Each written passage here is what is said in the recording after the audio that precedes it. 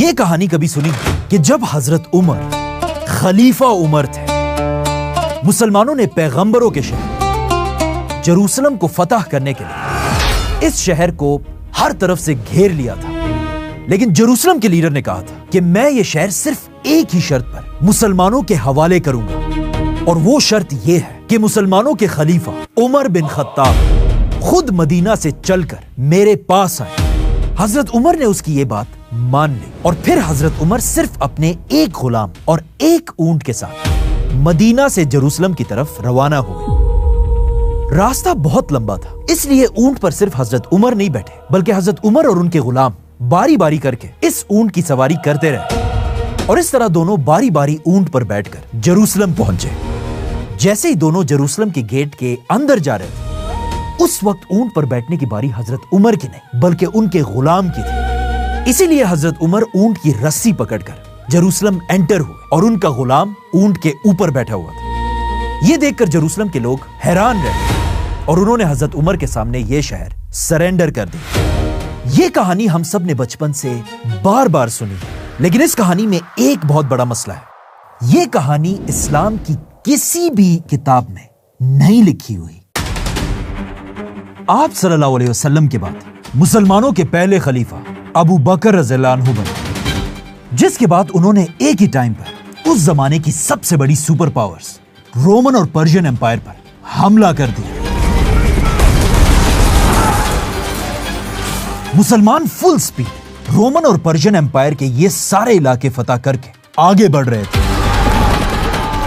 لیکن آخر جیسے ہی مسلمان رومن امپائر کے سینٹر تک پہنچے، اچانک مدینہ میں خلیفہ ابو بکر رضی اللہ عنہ کی طبیعت خراب ہونے لگی، اور اس کے کچھ ہی دن بعد خلیفہ ابو بکر رضی اللہ عنہ اس دنیا سے چلے گئے۔ لیکن جانے سے پہلے ابو بکر رضی اللہ عنہ نے پہلے ہی بتا دیا تھا کہ ان کے بعد مسلمانوں کا نیا خلیفہ کون ہوگا، عمر بن خطاب رضی اللہ عنہ۔ حضرت عمر نے خلیفہ بنتے ہی مسلمانوں کی اس خلافت کو اور بھی تیزی سے آگے بڑھانا شروع کیا، اور آخر حضرت عمر کی ہی خلافت میں مسلمانوں پر ان کی زندگی کا سب سے مشکل ٹائم آیا، جنگ یرموک، اسلام کی سب سے بڑی جنگ۔ صرف 30,000 مسلمانوں کی جنگ 1.5 لاکھ رومن فوج سے تھی، لیکن خالد بن ولید کے زبردست اسٹریٹجی سے مسلمان یہ جنگ جیت گئے۔ جیسے ہی مسلمان یہ جنگ جیتے، مسلمانوں کے جنرل نے سیدھا ایک لیٹر مدینہ میں خلیفہ عمر کی طرف بھیجا۔ اس لیٹر میں لکھا ہوا تھا، یا امیر المؤمنین، مسلمان یرموک کی جنگ جیت چکے ہیں اور رومی فوج تباہ ہو چکی ہے۔ اب آپ کا ہمارے لیے کیا حکم ہے؟ کیا ہم اسی طرح آگے بڑھیں، اور یا ہم آگے بڑھنے کے بجائے سب سے پہلے پیغمبروں کے شہر جروسلم کی طرف جائیں اور اس شہر کو فتح کریں؟ اور آف کورس حضرت عمر نے اس لیٹر کا صرف ایک ہی جواب دیا، جروسلم۔ جس کے بعد مسلمانوں کی فوج ہر طرف سے جروسلم کی طرف بڑھنے لگی، اور اس طرح مسلمانوں نے آخر پیغمبروں کے شہر جروسلم کو چاروں طرف سے گھیر لیا۔ لیکن مسلمان نہیں چاہتے تھے کہ اس شہر کو بھی باقی شہروں کی طرح لڑ کر فتح کیا جائے، اور اس ہولی شہر میں لوگوں کا خون بہے۔ اسی لیے مسلمانوں کے جنرل نے جروسلم کے لیڈر کی طرف ایک لیٹر بھیجا، اور اسے بتایا کہ بغیر کوئی خون بہائے یہ شہر ہمارے سامنے سرنڈر کر دو۔ جروسلم کے لیڈر کو بھی مسلمانوں کی یہ بات اچھی لگی، اور اس نے کہا ٹھیک ہے، میں سرنڈر کرنے کے لیے تیار ہوں، لیکن میری ایک شرط ہے، میں یہ شہر صرف تب ہی سرنڈر کروں گا جب مسلمانوں کی اس پوری امپائر کا خلیفہ عمر خود میرے پاس آئے گا۔ یہ ایک بہت ہی یونیک ڈیمانڈ تھی، لیکن مسلمان بھی اور کیا ہی کر سکتے تھے۔ انہوں نے جروسلم کے لیڈر کی یہ ڈیمانڈ سیدھا مدینہ میں خلیفہ کی طرف بھیجی، اور یہ لیٹر پڑھتے ہی حضرت عمر نے سارے بڑے صحابہ کی ایک میٹنگ بلائی، اور ان سے پوچھا کہ ہمیں اس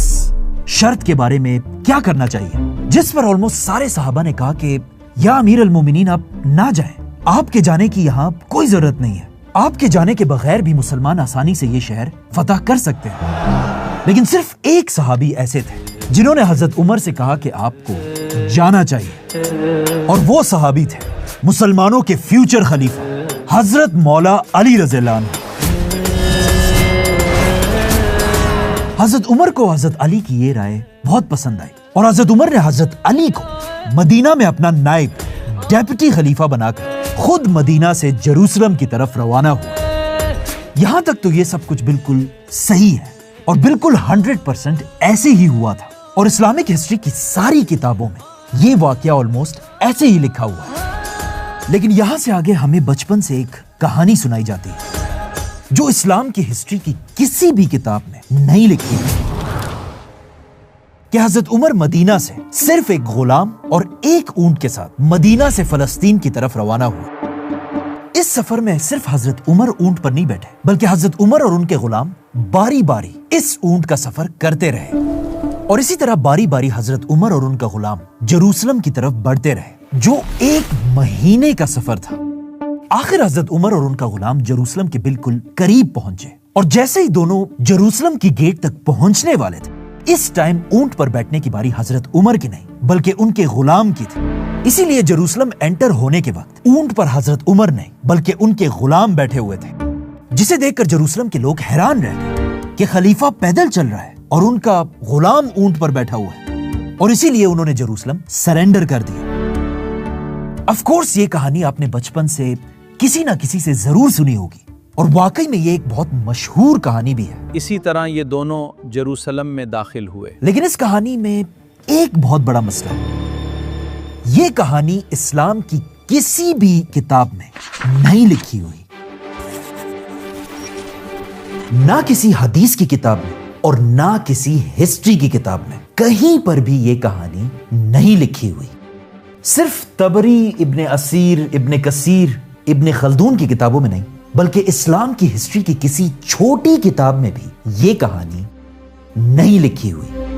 مطلب اسلام کی 1400 سال کی تاریخ میں یہ کہانی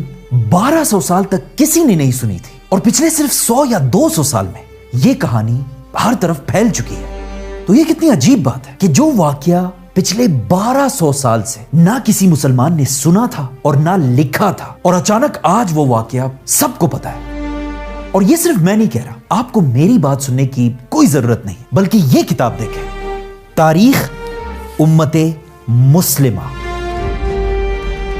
اور یہ کوئی عام کتاب نہیں ہے، یہ کتاب پاکستان کے ایک بہت بڑے اسکالر نے لکھی ہے، اور اس کتاب کا مقدمہ، انٹروڈکشن، پاکستان کے ایک بہت بڑے مفتی مولانا تقی عثمانی نے لکھا ہے۔ بدل بھائی کا باپ پہ قائم کیا، حدیث بھی لکھی۔ اس بک میں اسلام کی پوری ہسٹری ڈیٹیل سے ڈسکس کی گئی ہے، اور یہ کتاب جب حضرت عمر کے جروسلم والے واقعے تک پہنچتی ہے، ادھر یہ اسکالر لکھتے ہیں حضرت عمر کے جروسلم کے سفر کے بارے میں لوگ اکثر کہتے ہیں کہ سفر میں حضرت عمر کے ساتھ ایک غلام تھا، اور دونوں باری باری اونٹ پر بیٹھا کرتے تھے۔ جروسلم پہنچتے وقت حضرت عمر اونٹ کی رسی پکڑ کر چل رہے تھے، اور ان کا غلام اونٹ پر بیٹھا ہوا تھا، کیونکہ اس وقت اونٹ پر بیٹھنے کی باری غلام کی تھی۔ یہاں سے آگے یہ اسکالر خود لکھتے ہیں کہ بہت ڈھونڈنے کے بعد بھی مجھے اسلام کی تاریخ کی کسی بھی کتاب میں یہ واقعہ ضعیف سے ضعیف روایت میں بھی نہیں ملا۔ پتہ نہیں کہاں سے لوگ یہ کہانی لوگوں کو سناتے رہتے ہیں۔ اس کے بعد یہ اسکالر مجھے اور آپ سے، ہم سب سے کہتے ہیں کہ میں آپ سب سے گزارش کرتا ہوں کہ آئندہ یہ کہانی لوگوں کو سنانا بند کر دیں، کیونکہ اگر کسی نے بھی آگے سے اس کہانی کا ثبوت مانگ لیا تو پھر آپ کو اس کہانی کا ثبوت دینا مشکل پڑ جائے، کیونکہ یہ کہانی اسلام کی کسی بھی کتاب میں نہیں ملے گی آپ کو۔ اگین یہ میں نہیں کہہ رہا، اس کتاب کا مقدمہ مفتی تقی عثمانی نے لکھا ہے، اور یہ تو صرف پاکستان کے اسکالر نے لکھا ہے، ایون عرب دنیا کے بھی ایک بہت بڑے اسکالر علی سلابی نے بھی اپنی کتاب عمر بن خطاب میں اس واقعے کا کوئی ذکر نہیں کیا، صلی اللہ علیہ وسلم من خلال المنهج، اور ایون عمر سیریز جو حضرت عمر کی زندگی پر بنائے جانے والی سب سے اوتھینٹک سیریز ہے، اس میں بھی یہ واقعہ نہیں دکھایا گیا۔ تو اب کوشچن یہ ہے کہ پھر آخر اصل واقعہ ہے کیا؟ حضرت عمر کے جروسلم کا سفر جو اسلام کی ہر کتاب میں لکھا ہوا ہے وہ یہ ہے کہ جب مدینہ میں حضرت عمر کے پاس یہ لیٹر پہنچا کہ جروسلم کا لیڈر حضرت عمر کو اپنے پاس جروسلم بلا رہا ہے، اس کے بعد حضرت عمر نے حضرت علی کو مدینہ کا لیڈر بنایا اور خود فلسطین کی طرف روانہ ہوئے۔ حضرت عمر مدینہ سے سیدھا جروسلم نہیں بلکہ سب سے پہلے مسلمانوں کے ہیڈ کوارٹر جابیہ پہنچے،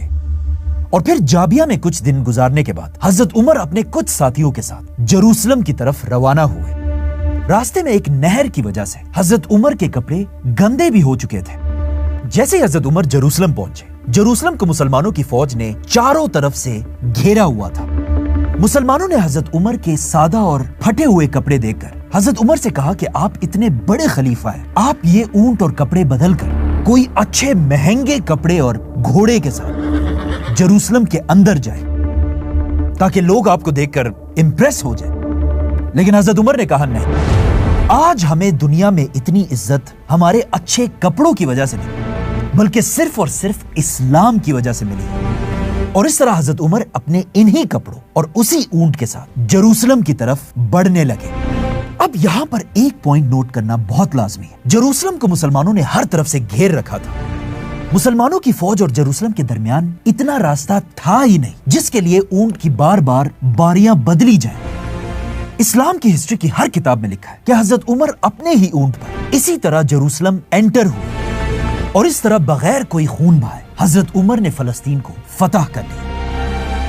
ان شارٹ ان ساری باتوں کو دیکھ کر یہی لگتا ہے کہ یہ کہانی بعد میں کسی نے غلطی سے بنائی ہوگی، جہاں سے یہ کہانی آہستہ آہستہ ہر جگہ پھیل گئی، اور آج تک ہم سب اس کہانی کو بالکل صحیح سمجھتے ہیں۔ اس ویڈیو کا اصل مقصد یہ ہے کہ آج کل اے آئی اور انٹرنیٹ کے اس دور میں جب ہر طرف ہمارے آس پاس کہانیاں پھیلی ہوئی ہیں، تو ہمیں چاہیے کہ ہم ہر کہانی کو بہت سوچ سمجھ کر اور ریسرچ کر کے مانیں۔ اور قرآن کی بھی ایک آیت ہے کہ جب بھی آپ تک کوئی خبر پہنچے تو اس بات کو ماننے سے پہلے پوری ریسرچ کر لیا کرو۔